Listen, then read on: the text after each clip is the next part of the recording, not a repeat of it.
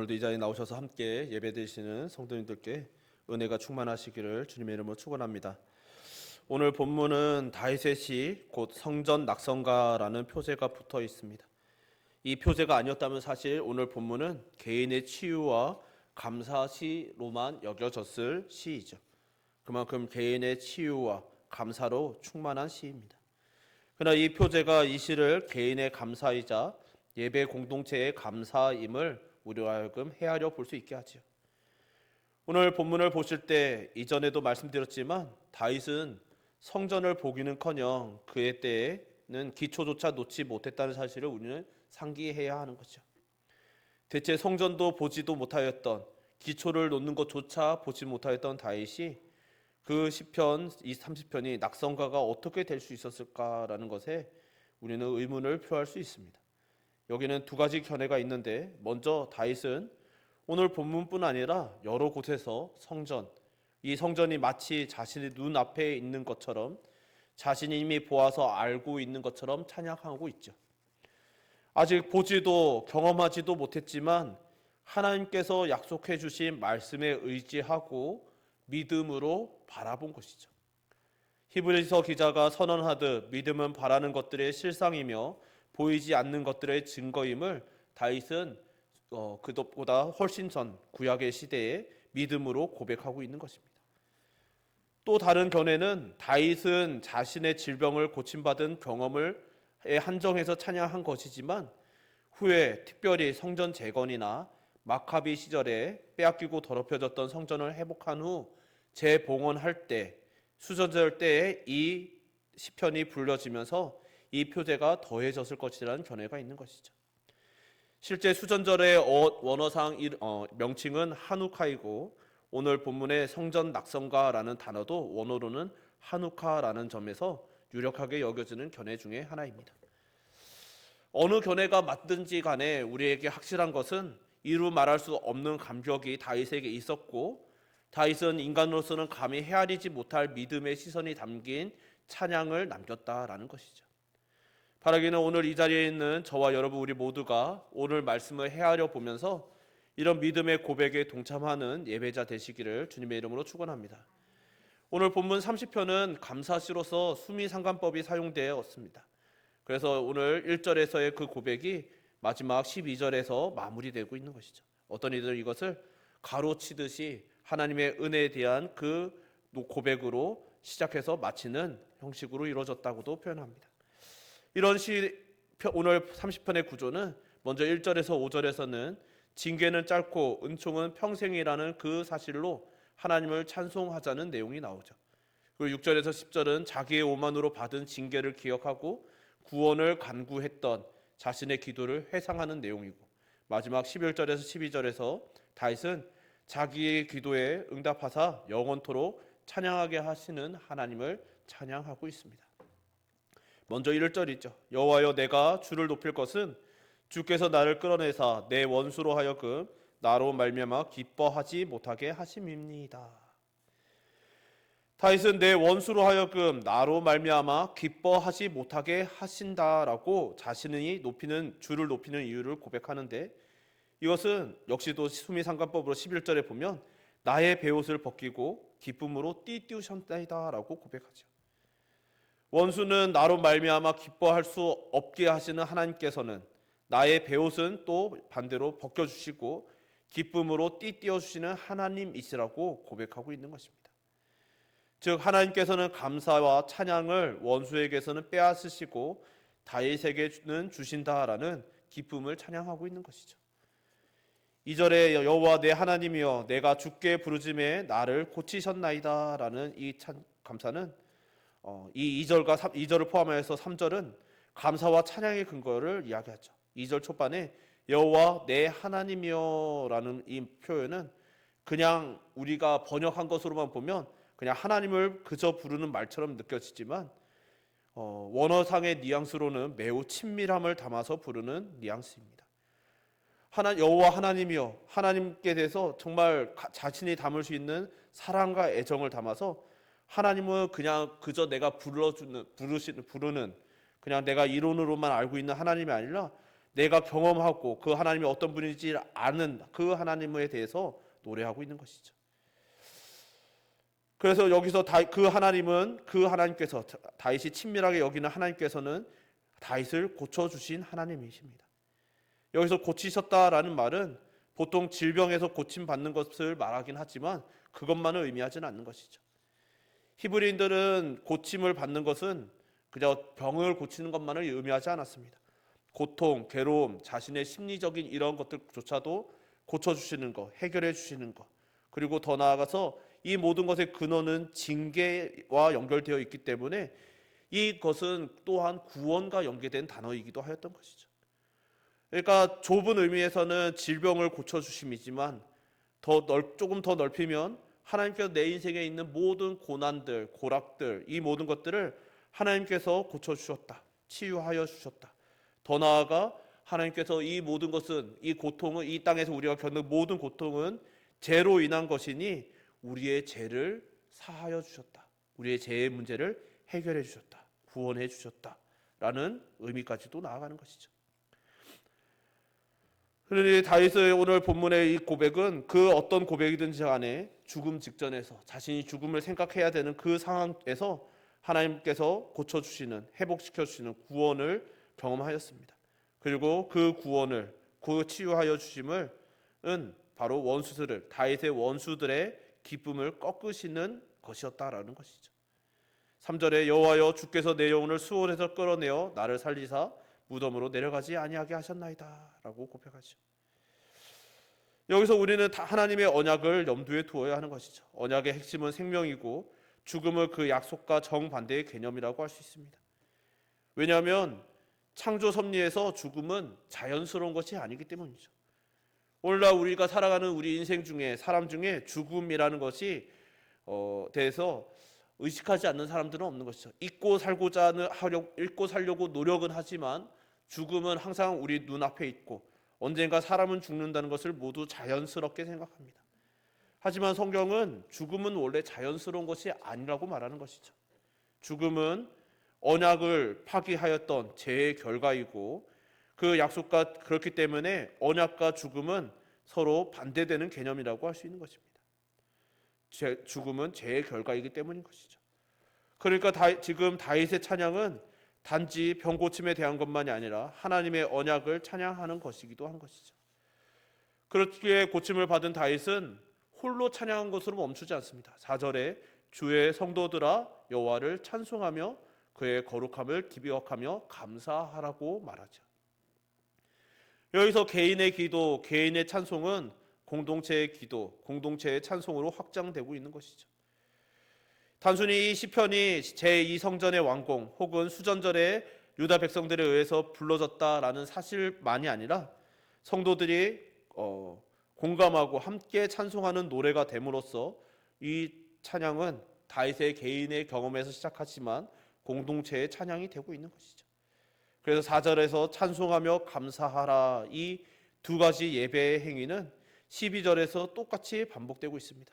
이는 잠잠하지 아니하고 내 영광으로 주를 찬송하게 하심이니 여호와 나의 하나님이여 내가 주께 영원히 감사하리이다.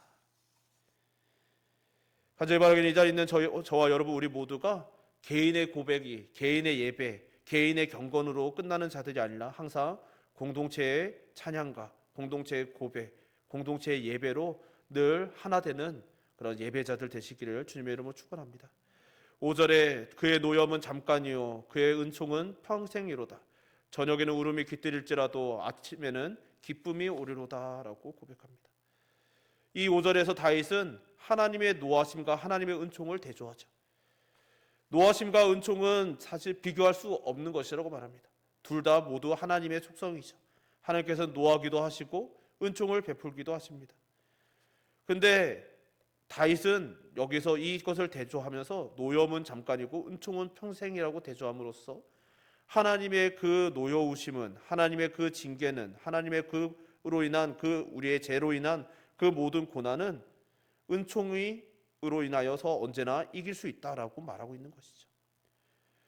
오늘 이 본문 이 구절에서 많은 대조들이 나오고 있는데 그 대조들 모두가 다윗의 의도를 잘 보여줍니다. 노여움과 은총, 잠깐 대 평생, 저녁 대 아침, 울음과 기쁨, 이 모든 대조를 통하여서 하나님의 무엇을 신뢰해야 되는지, 하나님의 어떤 속성을 우리가 의지하고 있는지를 우리에게 잘 노래하고 있는 것이죠. 여기서 노염은 하나님의 진노 때문에 다윗이 겪었던 징계의 고난을 말하는 것일 것입니다. 반대로 그 은총은 그것을 고쳐주시고 평강을 주신 것을 의미하죠. 저녁은 어둠과 위험의 때이고 고난의 때를 가리키지만 아침은 빛과 생명, 새로운 날의 시작, 치유와 회복을 상징하죠. 또 제일 핵심적인 표현은 잠깐과 평생인데 이전에도 잠깐 말씀드렸듯이 잠깐은 정말 찰나의 순간을 의미합니다. 그러니까 영혼 속에서 이 고난의 때가 아무리 힘겹고 어려워도 깊은 죽음의 골짜기처럼 여겨진다 할지라도 하나님의 그 영혼 속에서 시간은, 이 고난은 잠깐이라는 것이죠. 눈 깜짝할 사이에도 미치지 못할 만큼 찰나의 순간이라는 것입니다. 지금 다윗은 바울이 로마서 8장과 고린도후서 4장에서 고백한 것과 동일한 고백을 합니다. 생각하건대 현재의 고난은 장차 우리에게 나타날 영광과 비교할 수 없도다. 우리가 잠시 받는 환난에 경한 것이 지극히 크고 영원한 영광에 중한 것을 우리에게 이루게 함이니 우리가 주목하는 것은 보이는 것이 아니요 보이지 않는 것이니 보이는 것은 잠깐이요 보이지 않는 것은 영원함이라. 아멘. 구약의 다윗과 신약의 바울이 동일한 고백을 하고 있는 것이죠. 그리고 이것은 언제나 하나님의 백성들이, 성도들이 사는 날 동안 가져야 할 중요한 관점 중에 하나입니다. 조금 더 정의된 표현으로는 영혼의 관점이라고 하는 것이죠. 우리 성도들은 이 시간조차도 하나님의 피조물인 것을 고백하는 자들이죠. 그렇기 때문에 우리는 이 땅에서 사는 날이 우리의 인생의 시간으로는, 우리 인생의 경험으로는, 우리가 느끼는 감각으로는 너무나 길고 너무나 지루하고 때로는 너무나 고통스럽지만 그것은 영원할 것만 같지만 끝나지 않는 것 같지만 이 모든 것은 다 잠깐이라는 시각을 가져야만 하는 것입니다. 다윗은 그것을 깨달았고 후에 바울도 함께 그 사실을 깨달았기 때문에 이 땅에서 우리의 눈에 보이는 것은 잠깐이고 보이지 않는 것은 영원하다고 우리에게 영원의 관점을 가지라고 권면하고 있는 것이죠. 이 영혼의 관점에서 이 세상에 유한한 것들을 바라보는 것은 그래서 믿음의 사람들에게 매우 중요한 덕목입니다. 그래서 다윗은 오늘 영혼의 관점으로 노래하는 것이죠. 그의 노염은 잠깐이요 그의 은총은 평생이로다. 저녁에는 울음이 깃들일지라도 아침에는 기쁨이 오리로다. 이 고백이 주는 감격은 분명히 생각만으로 도달한 것이 아닙니다. 다윗의 세계를 우리는 다 알죠. 이전에도 잠깐 살펴보았고 또 지금까지 신앙 경험하시면서 무수히 보셨겠지만 다윗은 매우 많은 고난을 경험한 자입니다. 아마 성경에서 가장 많은 이 고난의 역사가 기록된 사람일지도 모르죠. 그렇지만 그 모든 고난을 겪으면서도 정말 험난하고 험악한 세월을 살았음에도 그의 결론은 오늘 본문인 것이죠. 그의 노염은 잠깐이다. 그의 은총은 평생이다. 그는 하나님의 징계를 처절하게 경험했지만 그럼에도 불구하고 그는 그 징계조차도 찰나라고 고백하고 있는 것이죠. 사랑하는 성도 여러분, 단언하건대 하나님의 자녀 중에 징계를 받지 않는 자녀는 없습니다. 히브리 기자가 고백하듯 우리 주님은 그 사랑하시는 자를 징계하시고 그 받아들여 주신 자녀들마다 채찍질하시는 분이시기 때문이죠. 물론 모든 자녀들은 부모의 징계를 피하고 싶어 합니다. 그래서 때로는 자녀들을 키워보셨으니까 아시겠지만 거짓말도 하고 또 도망치기도 하고 숨기기도 하죠. 어떤 누구도 하나님의 이 징계를 달갑게 여기는 사람은 없습니다. 그렇지만 그 징계도 주님의 채찍질도 하나님의 사랑이고 그리고 잠깐이라는 것을 찰나라는 것을 믿음으로 받아들여야 하는 것이죠. 그리고 다윗의 이 고백은 우리 모든 하나님의 자녀들을 위해서 성령께서 다윗을 통하여서 그리고 후에 바울을 통하여서도 우리에게 거듭해서 말씀하고 계시는 것입니다. 사랑하는 성도 여러분, 간절히 바라기는 이 자리는 저와 여러분 우리 모두가 우리 형제 자매 믿음의 형제 자매들이 하나님께서 주시는 그 모든 것들 시간들을 특별히 고난의 때가 있다면 이 고난의 때에 이 말씀을 기억하시고 영혼의 관점에서 이 모든 것을 찰나라고 고백하며 믿음으로 이겨내시고 또 믿음으로 지나가실 수 있는 은혜가 있으시기를 주님의 이름으로 축원합니다. 이런 은혜 속에서 다윗은 자신의 과거를 회상하죠. 6절에 내가 형통할 때 말하기를 영원히 흔들리지 아니하리라 하였도다라고 말합니다. 다윗은 자신이 형통할 때 나는 영원히 흔들리지 않을 것이다 라고 말했다는 것이죠. 이것이 어떤 말인가 하니 다윗이 자신의 믿음이 좋고 하나님의 은혜가 충만한 순간에 나는 내가 이렇게 하나님을 사랑하고 내가 이렇게 하나님을 예배하고 하나님을 위하여 이렇게까지 하나님을 섬겼으니 이 정도의 믿음이 이루어졌으니 내가 더 이상 내 믿음이 흔들리지 않을 거야 라고 말했다는 것이죠. 더 이상 하나님을 향해서 이렇게 찬양으로 가득 찬 삶을 살아가는 내가 하나님께서 나를 버리지 않으실 것이고 내 이 형통함이 멈추지 않을 거야 라고 생각했다는 것이죠. 굳이 표현하면 나는 이제 더 이상 실수하지 않겠지, 내 이 평안은 될 거지, 나는 이제 흔들리지 않을 만큼 열심히 내 신앙은 습관이 되었고 내 삶이 되었고 시스템이 되었고 이제 더 이상 흔들리지 않을 거야 라고 말했다는 것이죠. 그러나 성경은 특히 뒤에서인 욥기, 시편, 잠언서에서는 이런 마음들, 내가 내 믿음이 유지될 것이고 내가 하나님을 찬양하는 이 영광스러운 순간들, 이 경험이 유지될 것이라고 생각하는 마음은 교만이라고 분명히 경고합니다. 특별히 욥기서 29장을 살펴보면 그러하죠. 욥은 그 하나님 앞에서 자신의 평안을 유지하기 위해서 노력을 다했던 사람이지만 그것조차 교만이었던 것이었죠. 그리고 다윗도 오늘 본문 이 시편 30편을 통하여서 이 말이 자신의 그때 정말 가장 영광이 충만하고 하나님의 은혜로 충만하였던 그때, 하나님께서 그래서 형통을 주셨던 그때에 하였던 그 말이 믿음의 고백이 아니라 교만하고 미련한 것이었음을 고백하고 있는 것이죠. 그래서 말합니다. 노래합니다. 여호와여 주의 은혜로 나를 산같이 굳게 세우셨더니 주의 얼굴을 가리심에 내가 근심하였나이다. 다윗이 정말 하나님의 은혜로 나를 굳게 해주셨을 때 내가 이렇게 영원히 흔들리지 않을 것이라고 교만하니 하나님께서는 얼굴을 가려주셨고 내가 근심으로 넘어갈 수밖에 없었다는 것이죠. 이것은 다윗뿐 아니라 우리 모든 사람들의 공통된 속성이죠. 사람은 교만하지 않을 수 있을 것 같지만, 늘 겸손하게 살아갈 수 있을 것 같지만 그렇지 않습니다. 늘 겸손하려고 애써도 어느 순간 우리 마음 한켠에는 교만이 자라고 있는 것이죠. 특히 형통할 때 더욱더 그러한 것이죠. 그러나 우리 하나님께서는 그 교만, 사소한 교만조차도 내버려 두지 않으시는 분임을 우리는 기억해야 합니다. 사실 다윗을 형통하게 한 것은 다윗 자신의 능력이 아니었다는 것을 늘 기억해야 하는 것이죠. 간절히 바라기는 이 자리에 저와 여러분 우리 모두는 하나님께서 우리를 형통케 하셨을 때 교만에 이르지 아니하고 혹 교만하더라도 신속하게 하나님께 나아갈 수 있는 지혜가 있으시기를 주님의 이름으로 축원합니다. 다윗의 형통함을 하나님께서 산을 세우신 덕분이었는데 다윗이 교만해지자 하나님께서는 얼굴을 숨기시고 징계하심으로 다윗을 근심하게 하셨습니다. 그러자 다윗은 기도하기 시작했다라고 말하는 것이죠. 여호와여 내가 주께 부르짖고 여호와께 간구하기를 내가 무덤에 내려갈 때에 나의 피가 무슨 유익이 있으려 진토가 어떻게 주를 찬송하며 주의 진리를 선포하리이까. 여호와여 들으시고 내게 은혜를 베푸소서. 여호와여 나를 돕는 자가 되소서 하였나이다. 8절에 부르짖고 간구했다라는 이 동사는 히브리어 원어상으로는 미완료 시제입니다. 이것은 반복해서 했던 행동이라는 것이죠. 그러니까 한글로 번역하면 부르짖고 간구했다라는 단회적인 표현처럼 보이지만 히브리 원어상으로는 부르짖고 간구했습니다. 부르짖고 간구했습니다. 이것이 끝없이 반복되는 행동이었다라는 뜻인 것이죠.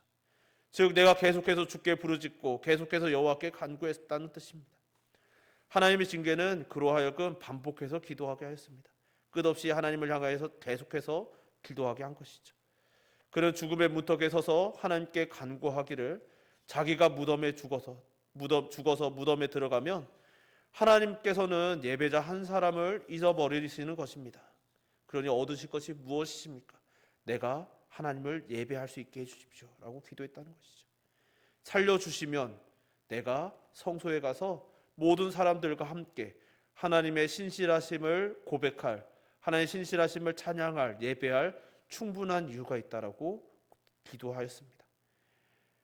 그러나 만일 자기가 죽어서 이대로 무덤에 들어가면 원수들이 그래서 기뻐하게 된다면 하나님의 하나님의 신실하심에 대한 사람들의 관심도 훼손될 것입니다라고 고백하고 있는 것이죠. 그러니까 자신이 하나님을 위해서 무엇인가 해드릴 수 있는 다른 것에 대해서 이야기하지 않습니다. 나의 예배자됨을 이야기하고 있는 것이죠. 우리는 때로는 우리가 하나님께 무엇인가 다른 이런 저런 조건들을 달 수 있는 것 같습니다. 하나님 내게 이 도움을 주시면 내가 이만큼 헌물하겠습니다. 내가 하나님을 위해서 이렇게 영광을 올려드리는 표현을 하겠습니다. 사람들에게 하나님께서 영광을 돌리는 그런 어떤 일들을 업적을 이루겠습니다라고 기도하지만 그러나 하나님께서 기뻐하시는 기도는 이런 기도인 것이죠. 하나님 저는 예배자입니다. 하나님께 예배하는 예배자를 지켜주십시오라는 이 기도를 하나님께서 기뻐하시는 것이죠. 그래서 다윗은 자신이 왕으로서 어디 가서 승리하겠습니다. 하나님께 전리품을 돌려드리겠습니다. 헌물을 드리겠습니다. 내 재산을 얼마를 드리겠습니다. 이런 기도가 아니라 내가 하나님을 예배하고 하나님의 신실하심을, 하나님의 영화로우심을, 하나님의 그 영광스러우심을 찬양하고 예배하게 해달라고 기도하였다는 것이죠. 또 이어지는 10절에서는 세 개의 명령형 동사가 나옵니다. 들으시고 베푸소서 되소서라는 단어이죠. 다윗은 징계를 받을 때 하나님께서 자기 기도에 정말 긍정적으로 귀 기울여 주기를 구하고 있습니다.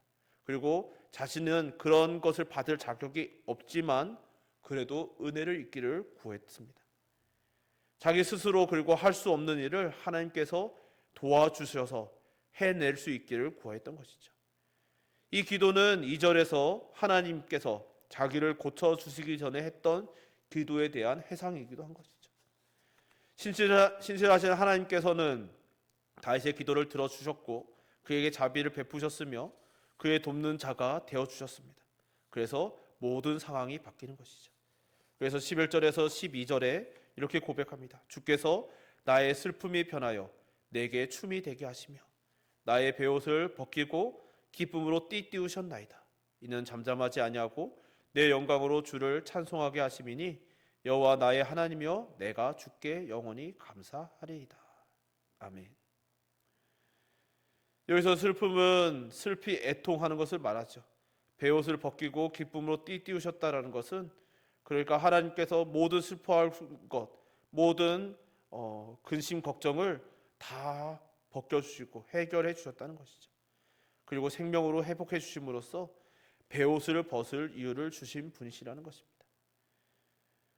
그리고 기쁨의 띠를 띄우셨다라는 것은 이 그때의 그 기쁨, 하나님의 그 은혜로 인한 그 기쁨은 내가 힘든 중에 그래도 약간의 위로를 얻었다. 그 정도의 기쁨이 아니라 정말 이루 말할 수 없는 기쁨. 띠라는 것이 고대에는 허리가 힘의 상징이잖아요. 그 허리에 띠를 띄웠다는 것이 그 힘을 더 낼 수 있게 해주는 것인데, 그러니까 이 띠를 띄웠다는 것은 이 기쁨으로 넘쳐나게 해주셨다는 뜻인 것이죠. 그러니까 기쁨으로 마치 옷을 입은 것과도 같게 하셨다는 것입니다. 그래서 하나님께서 이렇게 하심으로 하나님의 선하심을 드러내셨습니다. 그래서 하나님의 노염은 잠깐이고 은총은 평생임을 입증하신 것이죠. 왜 이렇게까지 하셨습니까? 잠잠하지 아니하고 내 영광으로 주를 찬송하게 하심이라는 것이죠. 여기서 내 영광이란 말은 다윗이 자기의 영혼의 최상의 상태를 말합니다.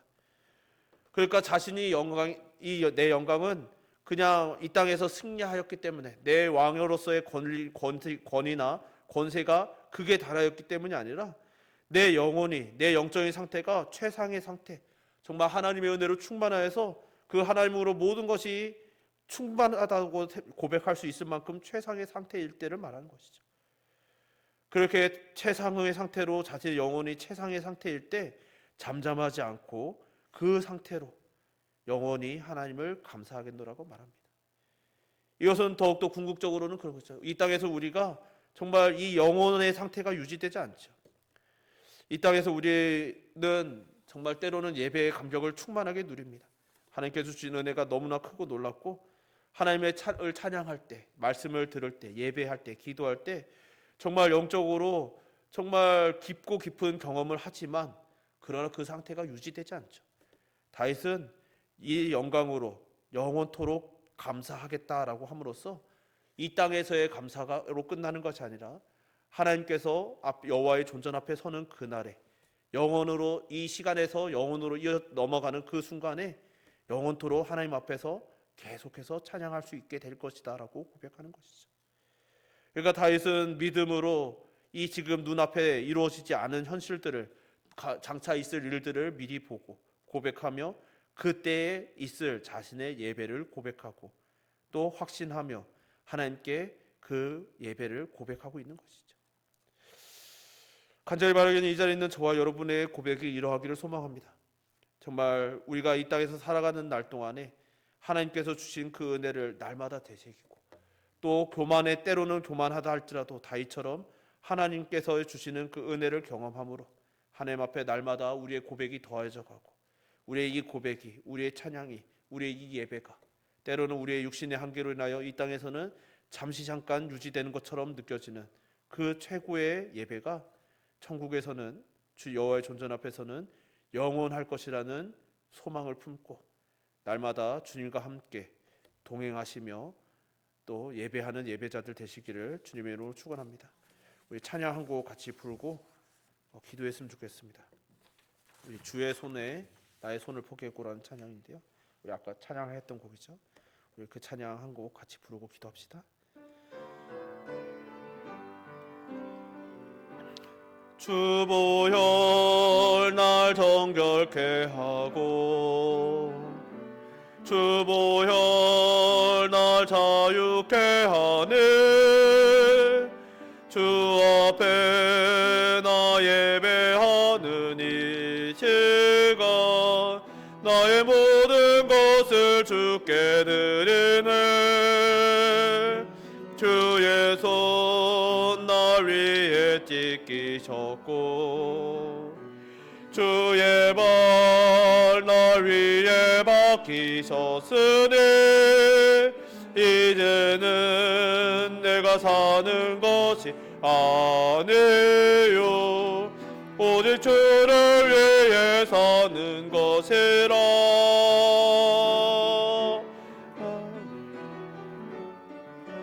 주의 손에 나의 손을 포개고, 또 주의 발에 나의 발을 포개어 나 주와 함께 죽고 또 주와 함께 살리라. 영원토록 주 위에 살리라. 주의 손에 나의 손을 포개고, 또 주의 발에 나의 발을 포개어 나 주와 함께 죽고 또 주와 함께 살리라. 영원토록 주 위에 살리라. 주 위에 살리라. 우리 함께 기도합시다. 다윗의 고백을 보면서 우리가 깨달을 수 있는 것은 우리가 이 땅에서 하나님을 향한 최고의 예배를 드릴 수 있는 것조차 하나님의 은혜라는 것입니다. 다윗은 주님을 보지 못하였지만 예수님께서 이 땅에 오신 것도 몰랐고 언제 오실지도 몰랐고 오신 것을 그 눈으로 목도한 적도 없지만 또 오셔서 어떤 사역을 하셨는지 그것을 본 적은 또 없지만 주의 은혜가 아니면 살아갈 수 없음을 고백하였던 사람이죠.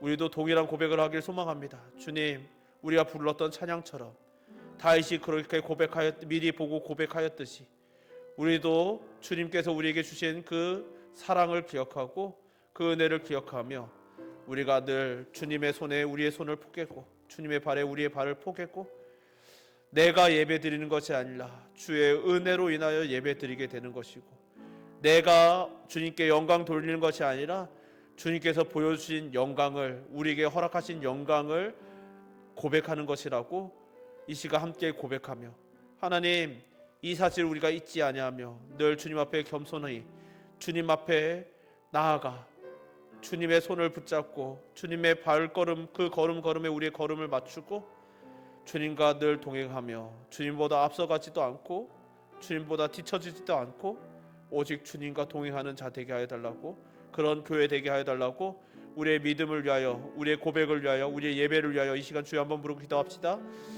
주여, 사랑과 권위가 풍성하신 하나님 아버지, 오늘 다윗의 찬양을 통하여 우리들의 믿음을 돌아봅니다.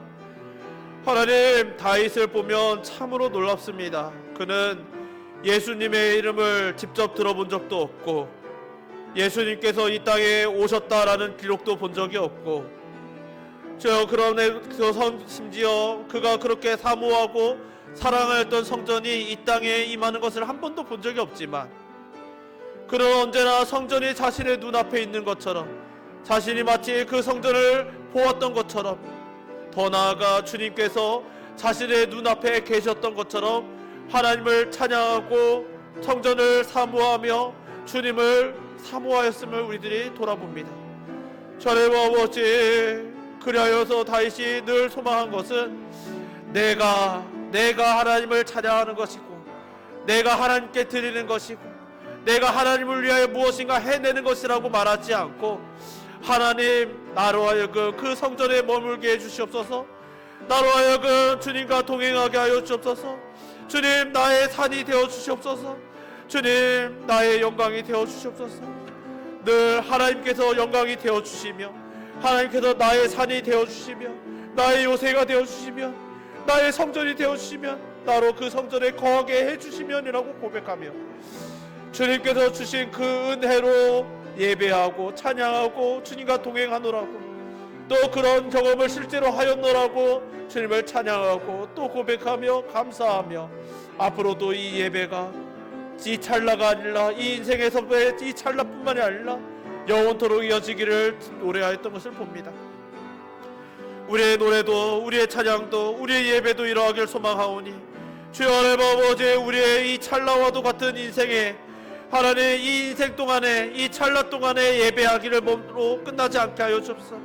우리 예배가 이 찰나로, 우리 인생이라는 이 찰나로 끝나지 않고 영원토록 하나님을 찬양하며 영원토록 하나님을 예배하며 영원토록 하나님께서 우리의 영광이 되어주심으로, 주 하나님 아버지, 하나님께서, 주 하나님 아버지, 우리 주 예수 그리스도께서 주 하나님 우리 구주가 되어주심으로 우리들이 날마다 주 안에서 영원토록 이 찬양을 영하고 영원토록 하나님께 사랑받는, 주님을 통하여 우리를 사랑하여 주시는 그 사랑을 받는 예배자 되게 하여 주시옵소서.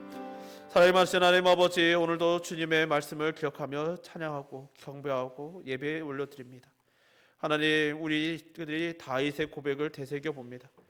주님, 다윗의 고백을 보며 정말 때로는 놀랍습니다. 주님, 그는 성전을, 이 땅에 있는 것을 한 번도 본 적이 없지만 마치 성전이 자신의 눈앞에 있는 것처럼 찬양하였고, 또 그는 예수님의 이름을 직접 들어본 적도 없고 이 땅에 오셨다라는 이야기도 들어본 적이 없지만, 그러나 마치 주님이 자신의 눈앞에 있는 것처럼 주님을 노래하였던 것을 기억합니다. 주님, 그가 노래할 수 있는 것, 그가 예배할 수 있는 것, 그가 예배자로 살아낸 것, 그 모든 것이 하나님의 은혜였노라고 고백하는 그 다윗의 고백을 보며 우리의 고백, 우리의 믿음과 우리의 예배를 다시 한번 주님께 올려드리기를 소망하오니, 우리도 그러하게 하여 주옵소서. 우리 눈앞에 보이는 것으로 인하여 찬양하는 자가 아니라, 우리 눈앞에 한 번도 보인 적은 없어도 그러나 다윗이 믿음의 눈으로 하나님을 바라보고 그 장래에 있을 일을 미리 보고 예배하였듯이, 우리들 또한 장차 올 영원한 나라, 영원한 여호와의 존전 앞에 서는 그때를 바라보며 예배하는 자 되게 하시고, 우리의 예배가 이 인생의 찰나의 순간의 예배로 끝나지 않고 영원한 예배가 되기를 간절히 사모하는 마음으로 예배하는 자 되게 하여 주시옵소서. 우리의 예배를 지키시며 영원으로 인도하시는 하나님께 감사드리오며 예수님 이름으로 기도드립니다. 아멘. 우리 찬송가 431장 찬양합시다.